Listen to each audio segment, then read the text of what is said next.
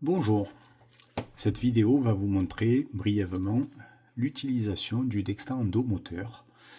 Donc là nous avons un moteur qui est en train de charger et vous pouvez voir que il y a noté charging. Lorsque ça arrête de clignoter, c'est que votre moteur est entièrement chargé.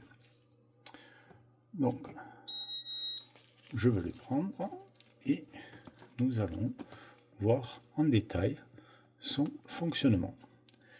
Alors, dans un premier temps, comment allumer l'appareil? Très simplement en appuyant sur le moteur, sur le bouton Main Menu. Alors, sachez que votre moteur va s'éclairer, va se mettre en route et se positionner sur la dernière fonction que vous avez utilisée. Pour éteindre le moteur, il suffit de maintenir le bouton S et d'appuyer sur le Main Menu. Et votre moteur va s'éteindre. Donc je vais le rallumer.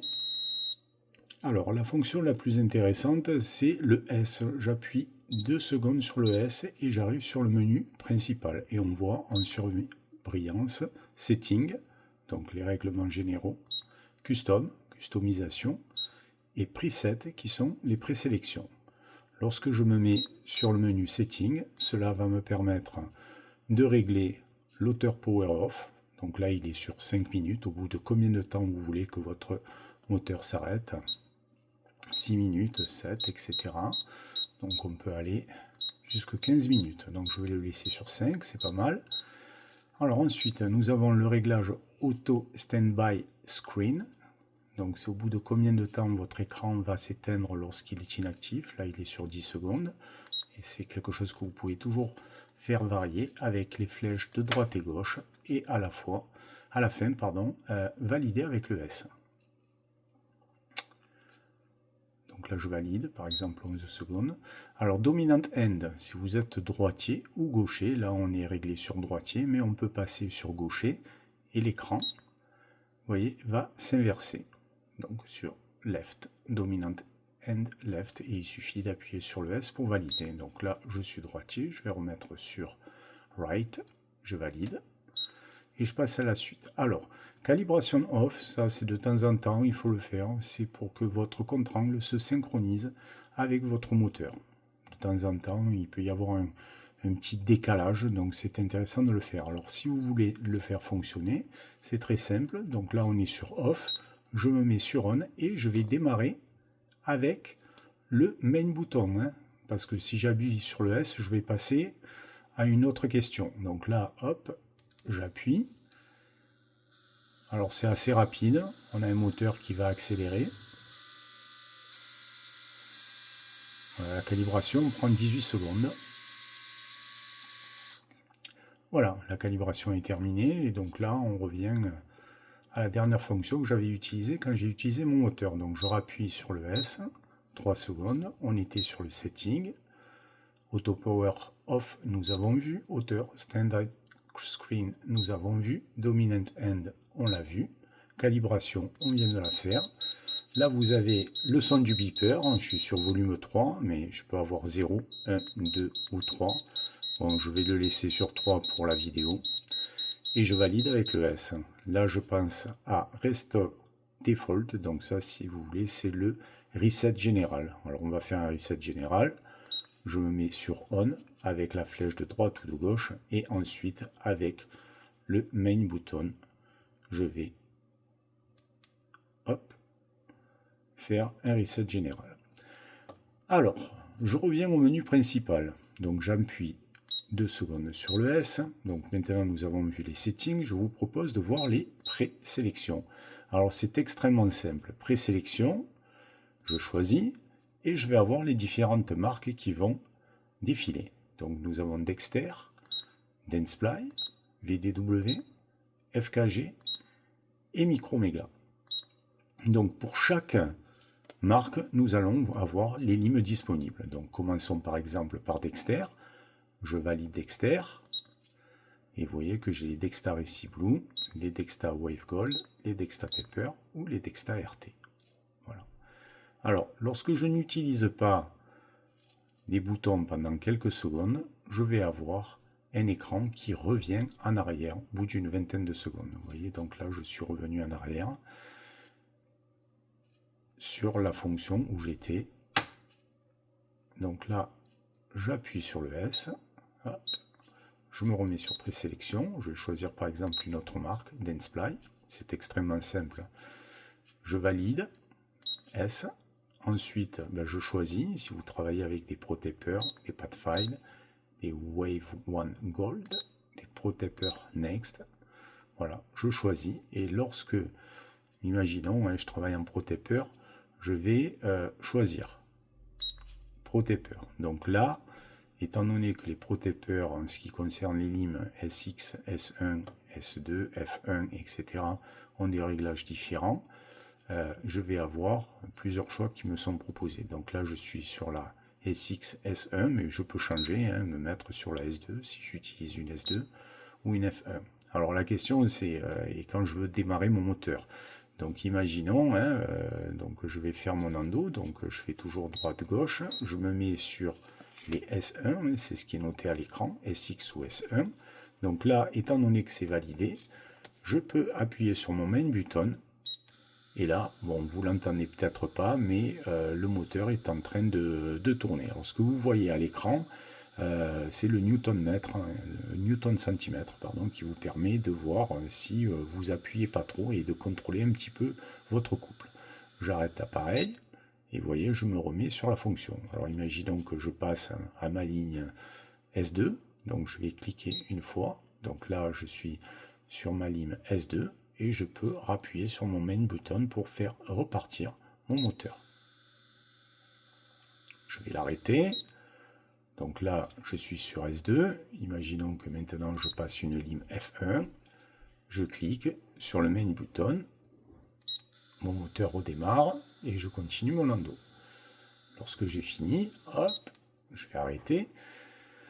Alors, imaginons, donc là, je vais me mettre sur F2, F5. Et imaginons que j'ai fini mon endo. Je vais éteindre mon moteur. J'appuie sur le S et sur le main button, il est éteint, et lorsque je rallume mon moteur, je suis directement sur les dernières lignes utilisées. Donc là, en l'occurrence, c'était la F2.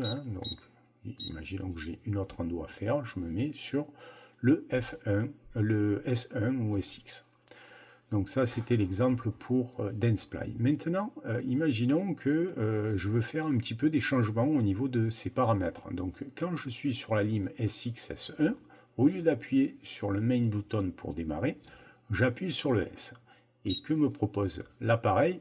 Il me demande, est-ce que je veux changer le sens de rotation? Bon, je suis en ProTaper, normalement je devrais rester sur une rotation horaire. Donc CW veut dire clockwise, mais cet appareil vous permet de changer. Si vous voulez faire un truc un petit peu différent, on peut mettre un CCW, contra clockwise, donc sens anti-horaire. Voilà, donc l'appareil vous offre cette possibilité. Bon, je vais valider quand même rotation continue en sens horaire. Je veux changer la vitesse de mon ProTaper, je vais aller un peu plus vite, je suis à 250 RPM, donc rotation per minute, donc rotation minute, donc je passe, admettons, à 350 tours. Bon, normalement, c'est bien de rester sur ce que propose l'appareil d'origine, mais pourquoi pas changer. Donc là, je valide, 350 tours minute. Le torque, alors sur les premières lignes, SX-S1, il est de 3 Nm/cm, mais je peux choisir de l'augmenter ou de le baisser. C'est-à-dire que lorsque votre lime arrive à un torque de 3 Nm, elle va débrayer. Si je veux qu'elle débraye moins facilement, je baisse ce torque, ou alors je peux augmenter ce torque jusqu'à un couple de 5,5, ce que je vous déconseille en ProTaper quand même. Voilà, donc une fois que vous avez fait votre réglage, on va appuyer sur le S. Alors voilà, quelque chose qui est intéressant, c'est ce qu'on appelle le reference point, donc que je peux changer, vous voyez, qui va de 1 à 5. Alors reference point, c'est lorsque vous allez utiliser votre localisateur d'Apex, est-ce que je veux que ma lime, enfin je vais lui demander à ma lime une fonction, mais est-ce que je la fais à 1, 2, 3, 4 ou 5 mm de l'Apex? Bon. Alors c'est une fonction qui est discutable, hein, tous les endos ne sont pas d'accord, mais admettons, je décide de m'arrêter à 1 mm, je mets RP01 et je valide avec le S. Alors qu'est-ce que je demande à la lime? Ben, off, je lui demande rien. Stop, ben, je lui demande de s'arrêter hein, lorsqu'on arrive au reference point, qui peut être le foramen ou pas, si vous l'avez changé. Et reverse, je vais lui demander de passer en marche arrière. Bon, alors imaginons que ben, je vais lui demander de s'arrêter et je passe à la fonction suivante en appuyant sur le S.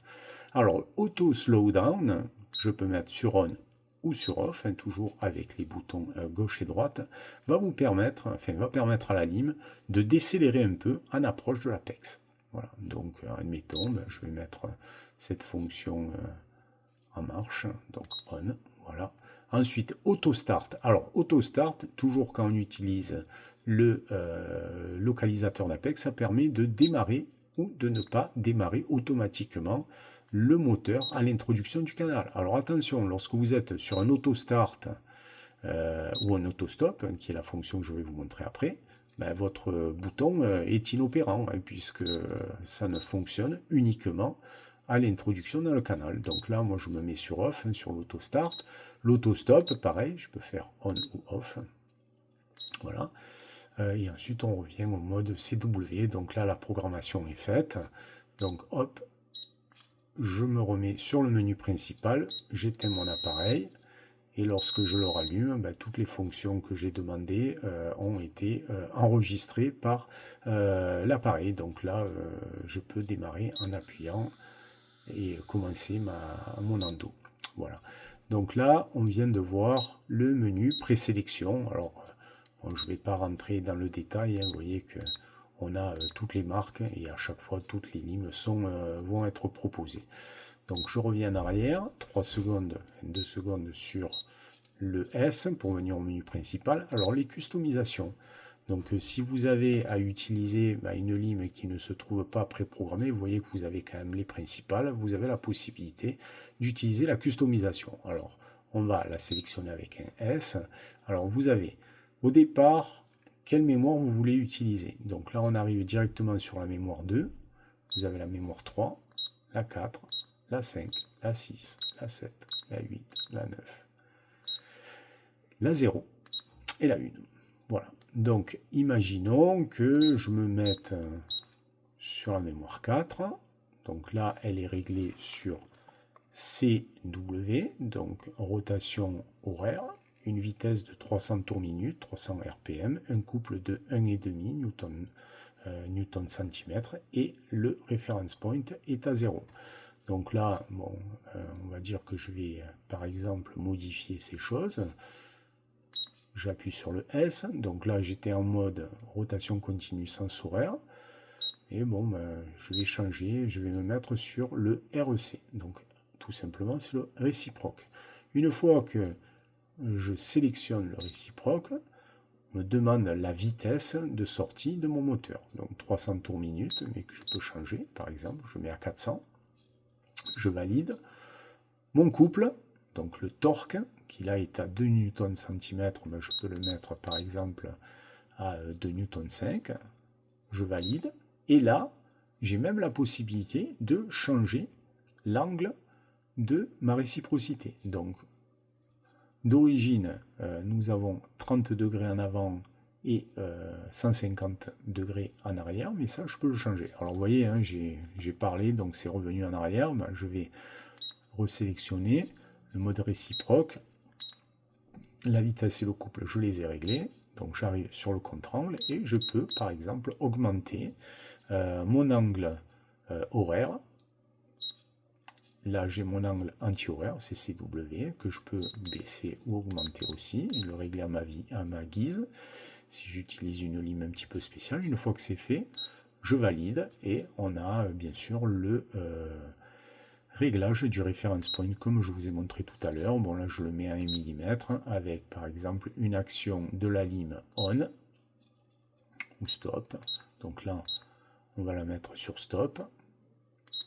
L'auto-start, l'auto-stop. Voilà, donc nous avons fait le tour. Alors, si je règle sur CW, donc sens horaire ou sens anti-horaire, là je n'aurai pas évidemment le réglage des angles, mais uniquement les réglages de la vitesse, du couple, et si je veux ou pas avoir le mode ralenti. Donc je le fais très rapidement. Alors, voilà, donc CW, la vitesse, le couple, le reference point, la picale action, et voilà l'auto slowdown. Donc c'est la différence par rapport au réciproque, hein. Ça c'est une fonction qui n'est pas proposée pour le réciproque, que je peux mettre donc la lime qui commence à se ralentir en s'approchant de l'apex. Ok, voilà, donc je vous ai montré tous les réglages. Il m'en reste un dernier qui est le réglage de l'EMR. Donc l'EMR, donc là je suis sur la fonction réciproque. Hop, attends.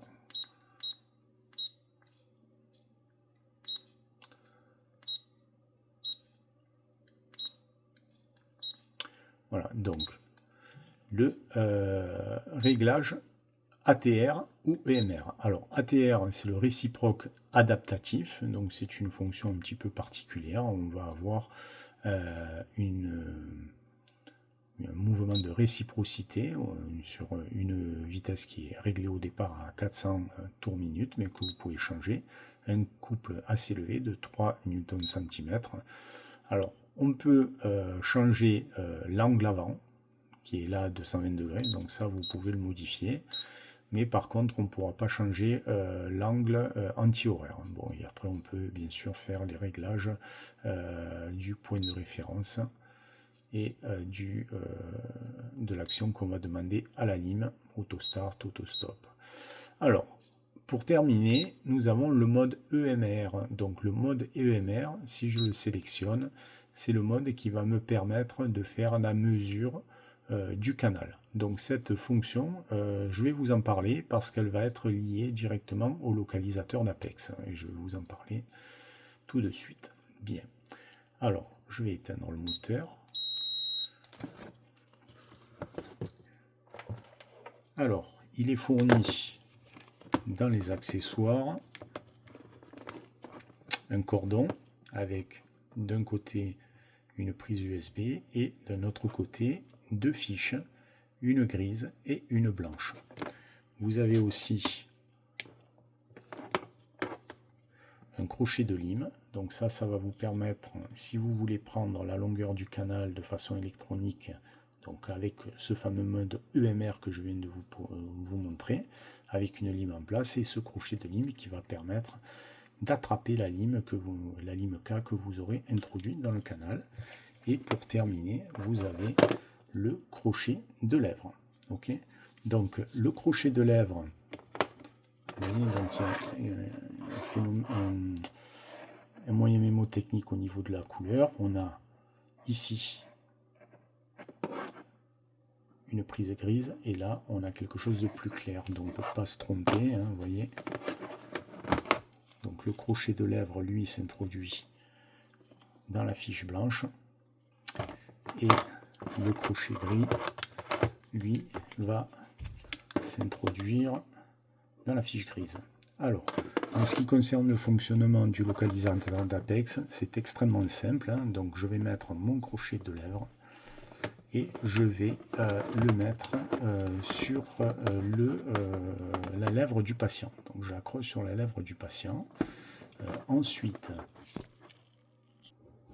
donc une fois que le crochet de lèvre est accroché, hein, donc c'est un système qui est en plug and play, c'est-à-dire que lorsque je branche ma prise USB de cette façon-là, la fonction localisateur d'Apex se met automatiquement en route.